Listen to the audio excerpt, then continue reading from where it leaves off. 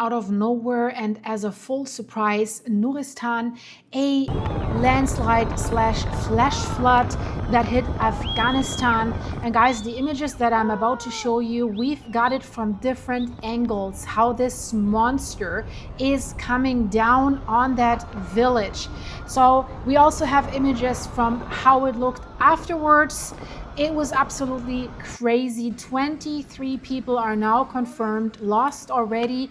At least 80 are in hospitals right now, but in the mountains of eastern Afghanistan, rescue teams are still digging through mud and boulders. They're looking for at least 100 people who simply vanished after this catastrophe. And as of this moment, nobody knows what happened to these people, if they're still there or not. So this exactly happened, as you see it in the images behind me, in Parun, Afghanistan.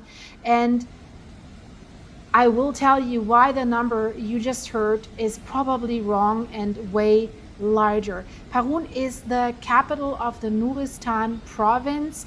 It is, as you can see from the geography there, a remote mountainous region in eastern Afghanistan, and basically it's wedged against the border with Pakistan. And it's the kind of place that probably most of us never have even heard of.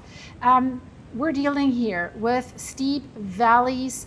We're dealing with thick forests. We're dealing with homes that are built from mud and stone, the way they've been built there for generations. So that geography has now turned against the people who live there. So it happened fast. As you can see, heavy rainfall has triggered a flash flood that tore down through that valley. And you see in the images with how much force this is coming down.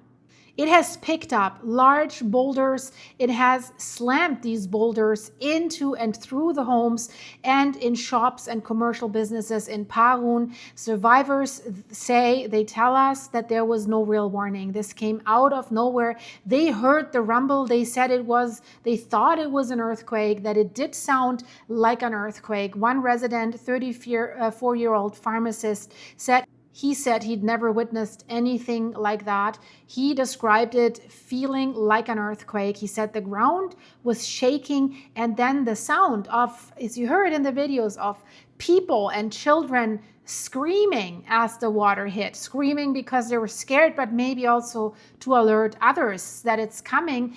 He was also injured himself trying to climb a mountainside to get away. And you see in the videos that a lot of people did climb up these steep mountainsides, and then they're standing there lined up, not knowing where to go or what to do when this thing comes roaring down.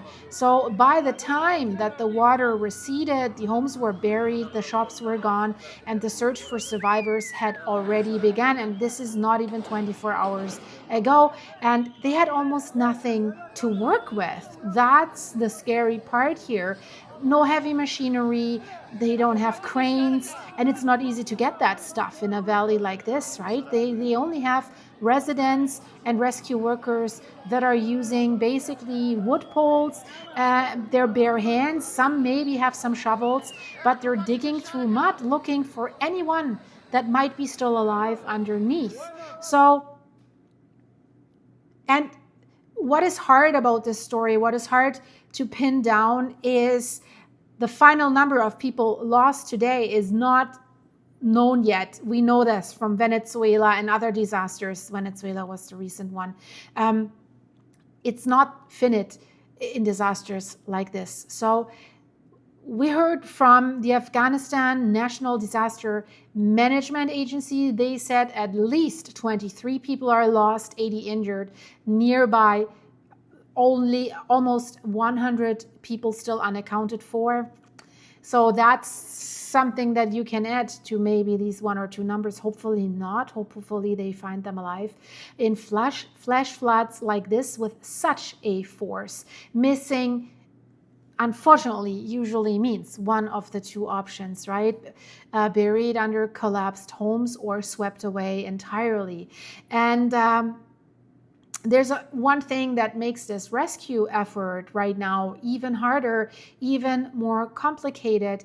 Parun's own mayor, along with several local government officials, they are reportedly among the people that are still missing. So they have nobody in place that can coordinate, that can lead, it seems. So they're the very people, right, who would normally organize the response. They're lost in that wreckage there. So that's not just tragic, it's also not a tragic coincidence, and that's a real operational problem that they have there right now. So it means that decisions that should be made by local leadership are basically falling instead, if they're lucky, to outside agencies in a region that is hard to reach even when nothing has gone wrong. Like a normal circumstance, it's already hard to reach.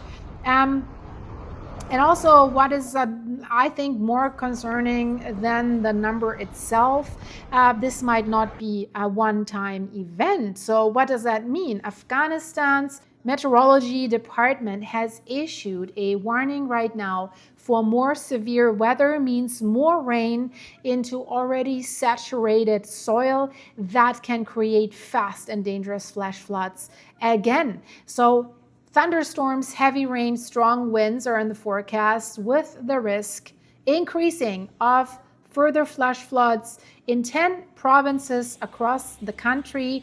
And I'm showing you here where people have been swept away just now in a river that was creating like a flash flood. It's not the same village, but also crazy images. So our officials right now, they're telling residents that live nearby rivers or low-lying areas or like mountainous areas, they say move to higher ground before the next storm hits. Better safe than sorry, I would say, right? So this means that the search and rescue teams that are currently in Parun, they're not just racing against time before the next flash flood could come in.